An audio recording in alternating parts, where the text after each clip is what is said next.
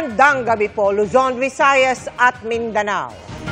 Katakot-takot na pinsala ang iniwan ng bagyong Pepito bago tuluyan lumabas ng bansa, kabilang ang hindi bababa sa 8 patay. Pero sa Catanduanes, kabilang sa bayan ng Panganiban kung saan unang naglandfall ang bagyo nitong weekend, lahat nakaligtas. Gayunman sa pagpasok doon ng GMA Integrated News, tumambad kung paano pinadapa ang mga bahay at establisyamento ng malakas na hangin, ulan at daluyong ng bagyo.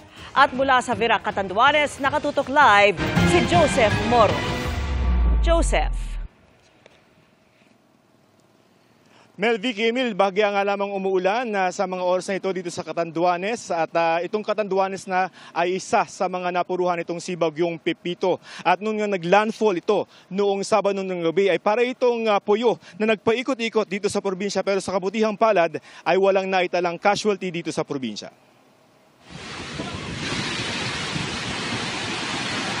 Dahil unang tumama sa Catanduanes, tila galit na inuhos ng Bagyong Pepito ang inipon nitong tubig mula sa mahabang paglalakbay sa karagatang Pasipiko. Inihampas ang malakas itong hangin sa lahat ng madadaanan na sinabayan pa ng walang tigil na buhos ng ulan.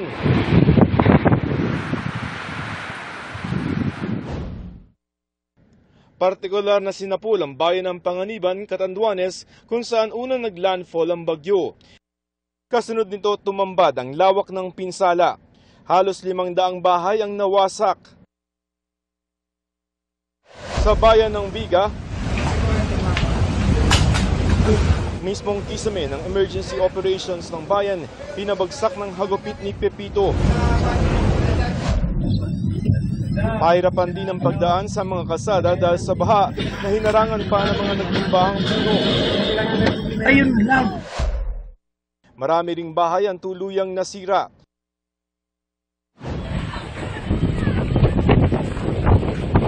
Ganyan din ang sitwasyon sa bayan ng Karamoran kung saan kaliwat kanan ang pinsalang iniwan ng bagyo.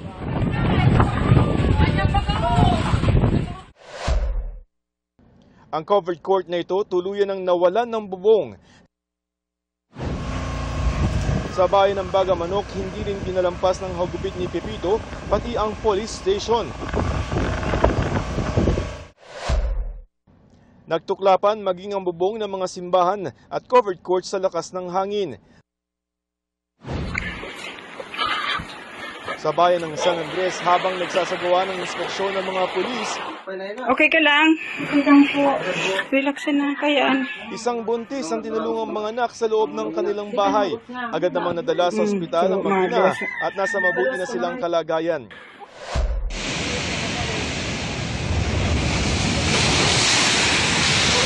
Habang sa bayan ng Virac, halos lamunin na naglalakihang mga alon ang dumaraang truck sa kalsadang ito.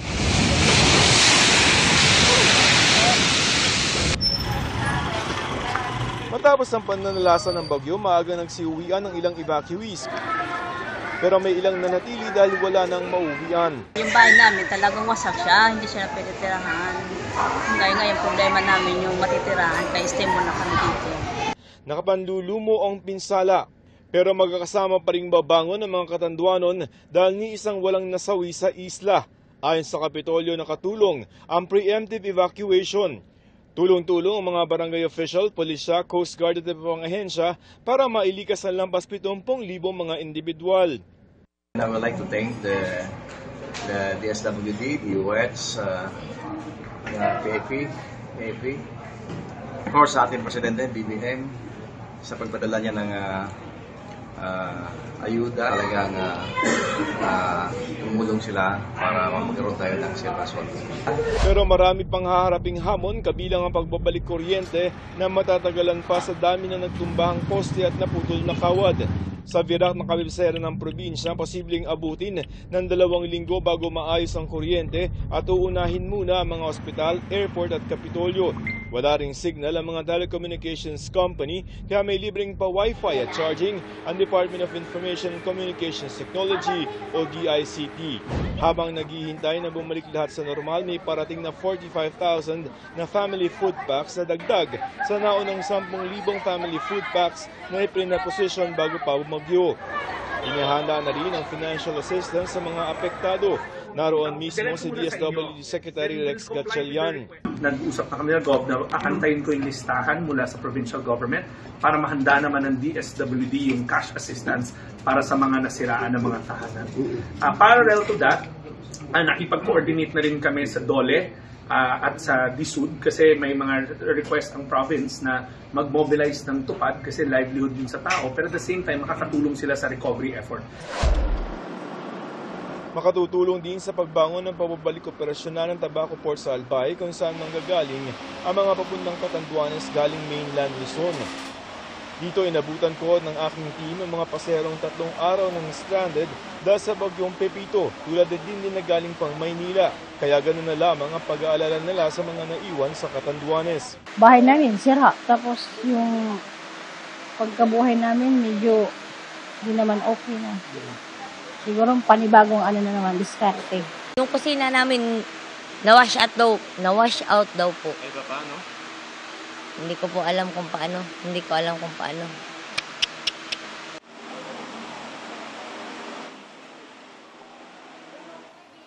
Vicky, tuloy-tuloy pa rin yung bahagyang pag-ulan dito sa Virac, Catanduanes at pagkapasok nga natin ng ating report ay biglang nawalan ng kuryente dito sa Virac. Ang natira na lamang ay itong kuryente dito sa Kapitolyo. Siyempre, ayon sa lokal na pamahalaan, ang kailangan dito po sa mga gusto mag-donate ay mga family food packs, mga canned goods. Samantala yung GMA Kapuso Foundation ay papunta na rin po dito para magbigay ng tulong para sa ating mga kababayan dito sa Catanduanes. Vicky? Maraming salamat sa iyo, Joseph Morong. Sinimula na ng Justice Department ang proseso sa posibleng paghahain ng kasong Crimes Against Humanity laban kay dating Pangulong Rodrigo Duterte. Ang nag-iimbestiga kay Duterte at iba pang posibleng sangkot, ang binuong Task Force on Extrajudicial Killings. Nakatutok si Salima Refran. Marami akong pinatay na pulis sa Davao na kriminal. Ako mismo ang talagang humirit. I will admit na ang order ko yung mga drug manufacturers, pati yung mga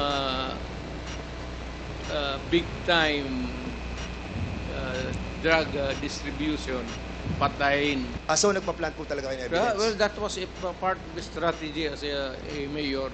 Kasunod ng mga pag-aming ito sa Quad Committee ng Kamara at base sa iba pang hawak na impormasyon, sinabi ni Justice Secretary Jesus Crispin Remulla na inumpisahan na ng Department of Justice ang investigasyon laban mismo kay dating Pangulong Rodrigo Duterte kaugnay ng mga umano'y extrajudicial killing. Kakausap ko lang kanina yung head ng task force. Very, very good progress. Malawak anyang sakop ng investigasyon mula sa panahong mayor pa ng Davao si Duterte hanggang sa maging presidente at ipatupad ang kanyang madugong giyera kontra illegal na droga. Siyempre, you're talking about several laws that come into play. And you have the revised penal code and other special laws. IHL, International Humanitarian Law, ang ating pinupuntirya ngayon because it is the law that the ICC is studying as well as the law that we have here. And it's the law of the ICC actually. That's what they're using right now. Mga paglabag sa RA 9851 o Philippine Act on Crimes Against International Humanitarian Law, Genocide at Crimes Against Humanity ang tinitignan laban kay Duterte.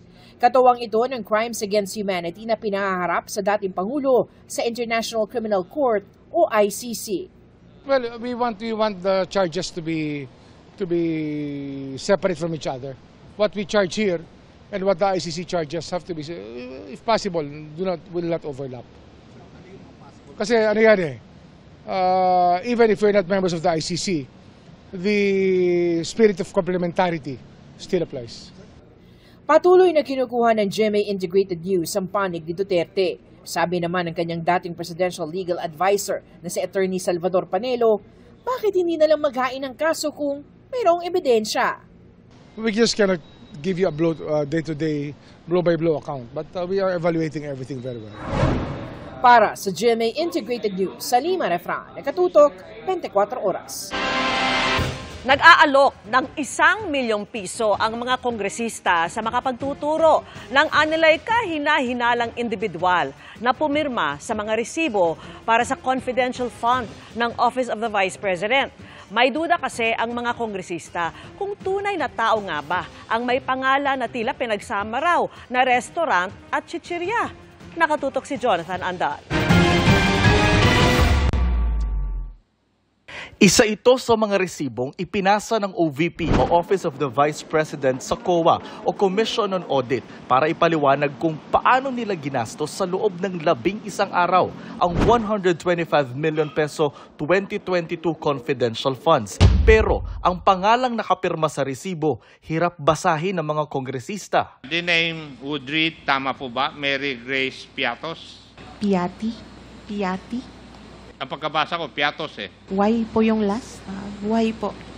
Since masyado nang mababa yung tail. Ang seryosong tanong ng mga kongresista, totoong tao ba ang nakapirma sa resibo? Now, sa tingin mo, totoong tao yan? What's your opinion? It could be a person. Pero, would you know na merong restaurant na Mary Grace ang pangalan? Yes, Mr. Chair. At meron ding Piatos na brown ng potato chips? Yes, Mr. Chair. Para makumpirma, nag-ambag-ambaga ng mga kongresista para mag-alok ng pabuya 1 milyong piso sa makapagtuturo sa taong nakapirma rito. Kasi ang sinasabi ng Office of the Vice President, totoo, si Mary Grace Piatos. Kasi hindi kami naniniwala na totoong may Mary Grace Piatos. Si Mary Grace Piatos kasi yung may pinakamalaking nakuha dun eh. Pag wala si Mary Grace Piatos, sigurado, halos lahat na ng tao na naandun is fictitious na. Isa lang ang resibo na ito sa daan-daang acknowledgement receipt na isinumite ng OVP sa COA na sa tingin ng mga mambabatas ay dinoktor o pineke. Gaya ng mga resibong iba-iba ang pangalan pero tila raw iisang tao lang ang sumulat at pumirma. Kasi sinasabi ni VP Sara na peke daw yung mga acknowledgement receipt na ipinakita sa hearing. Itong mga acknowledgement receipt na ito, galing po ito ng Commission on Audit, no? At sinabi nga ng Commission on Audit na ito yung mga ipinasa na acknowledgement receipt ng Office of the Vice President. So paano mo sasabihin na ito ay mga peke? Sinubukan namin hinga ng komento si Vice President Sara Duterte pero wala pa siyang tugon. Sa Miyerkules ang susunod na pagdinig ng Kamara tungkol sa confidential funds ng OVP at DepEd. Inasahang dadalo ang ilang OVP officials at aabangan kung lulutang ba si Mary Grace Piatos. Para sa GMA Integrated News, Jonathan Andal, nakatutok, 24 oras. 7 sa 8 patay dahil sa bagyong Pepito ay mula po sa isang pamilya sa Nueva Vizcaya na nasa loob ng kanilang bahay na natabunan ng lupa. Ang isa naman, taga Camarines Norte na sumabit sa lumaylay na kable. Nakatutok si Ian Cruz.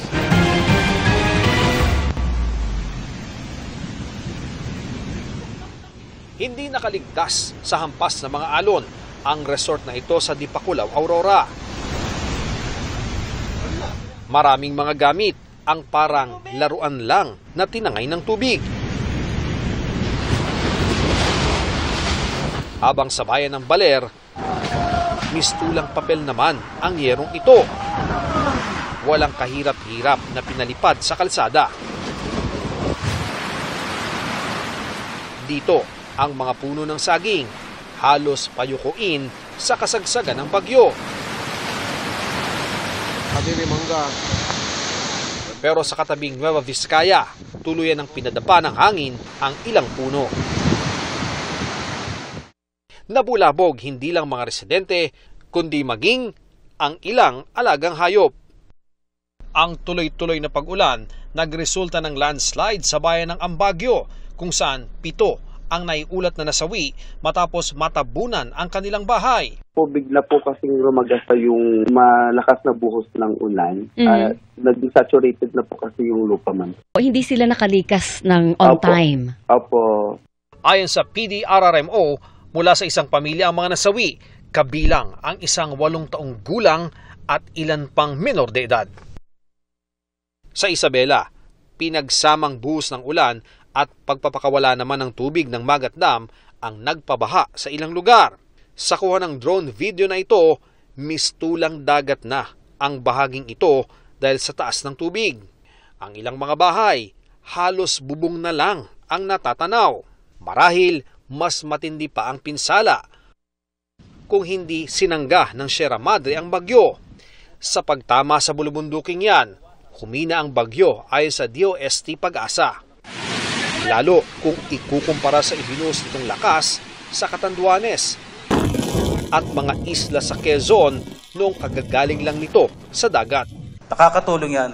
And then, ang isa pang factor nun, sa paghina niya kasi nasa lupa na siya, so yung moisture na i-enhance ng bagyong si Pipito, unti-unti nababawasan kung ikukumpara natin habang nasa dagat siya.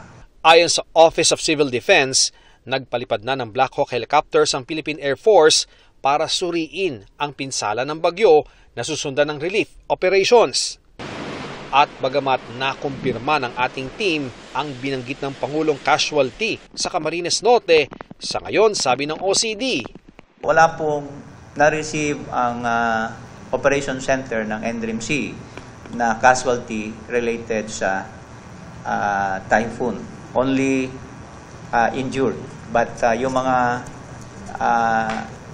na-report na casualty ay hindi po typhoon related. Ang binanggit niyang pumanaw ay senior citizen na sumabit sa kable na lumaylay dahil sa bagyo. Subject to verification po, vine-verify po, para nga malaman kung ang casualty ay related dun sa tropical cyclone o hindi. Unusual o hindi pangkaraniwan ng tingin ng National Aeronautics and Space Administration o NASA ng Amerika sa 4 na sunod-sunod na bagyo na dumaan sa Western Pacific Ocean ngayong Nobyembre na nanalasa sa Pilipinas.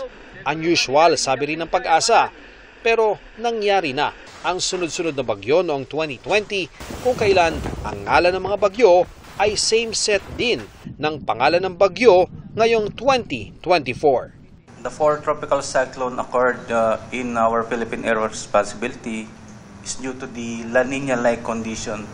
Para sa GMA Integrated News, Ian Cruz, nakatutok 24 oras. Lampas taong baha ang iniwan ng bagyong Pepito sa ilang bahagi ng Nueva Ecija, kaya marami pang hindi makauwi. May mga kalsada ding hindi pa madaanan. Ang sitwasyong yan, tinutukan live ni James Agustin. James? Mel, kabilang itong barangay Riz de Lis sa 17 barangay na nakaranas ng pagbaha dito po sa Cabanatuan City. Kumpara kaninang tanghali ay malaki na ibinaba ng tubig pero marami pa ring mga bahay ang lubog ang unang palapag. Sa lakas ng hangin, kusang umaandar ang ride na ito sa isang peryahan sa Bungabon, Nueva Ecija. Nilipad ang lona ng mga tent. Meron pang tumagilid. Nabuwal din ang karatula ng ilang establishmento. At may tindahang nasira sa tabing kalsada. Sa Cabanatuan City, ramdam din hanggang kagabi ang hangin at ulang dala ng bagyo. Kaya maraming sa evacuation centers nagpalipas na magdamag. Hanggang kaninang umaga may lumilikas pa rin. Baha pa rin kasi sa ilang lugar. Abot leeg ang tubig sa bahay ni Vivian. Sobrang bilis, konting ikot mo lang, andyan na agad yung tubig. Abala rin sa paghahakot ng mga gamit si Walid. Mabilis yung pagtaas ng tubig. Kasi nasanay na kami, yung mga nakarang bagyo, nasanay kami, konti lang. Ngayon lang talaga tumaas. Ang tinatakasang baha lalong kita ang lawak sa drone video na ito. Nakuha kaninang umaga. 17 barangay ang apektado. From upstream po, ang volume ng tubig may ipon po muna noon. 3 to 6 hours para po bumaba yung katubigan. Kaninang umaga po nangyari. Kabilang sa lumubog ang barangay ng Riz de Lis at Isla. Sa ilang kalsada abot tuhod ang tubig. May mga gumagamit na rin ng bangka. Ito po yung bahagi ng tulay na lubog pa rin sa baha dahil doon sa umapaw na sapa. Dito pa lamang po ay abot tuhod na yung taas ng tubig. Pero paglagpas mo rito, lalo-lalo na yung mga papasok doon sa mga looban, mas mataas ang baha. Maliban sa bubong, wala ka nang maaaninag sa ilang bahay. Ang senior citizen na si Samira, sa bintana ng kanyang bahay sa ikalawang palapag idinaan ng mga rescuer. Wala akong magagawa, hindi ako makalabas eh. Sanay na, hindi naman ngayon lang kami. Lagi naman kami na bahay. Si Arlie binalikan ng mga gamit pang eskwela ng kanyang anak. Lampas tao na sir yung tubig doon sa loob ng bahay namin. Kamusta naman po yung mga gamit yun? Pinagtataas po yung iba. Mahirap sir talaga. Sakripisyo po. Improvised na balsa naman na gawa sa styro ang ginamit ni Carlos para marating ang kanyang bahay. Di malaman kung saan ka pupunta. Minsan kasi puno na yung evacuation. Minsan dito na lang din kami natutulog sa taas. Sa Palayan City, nasira na rumaragas ang tubig mula sa Pampanga River, ang Singal at Bravo Bridge. Dahil hindi madaanan, sa malayo umiikot ang mga patungo sa bayan ng General Mamerto, Natividad. Samantala sa impormasyon mula sa CDRMO, mahigit sa 800 pamilya pa yung mananatili sa evacuation centers ngayong gabi. Yan muna ilitas mula dito sa Cabanatuan City. Balik sa iyo, Mel. Maraming salamat sa iyo, James Agustin.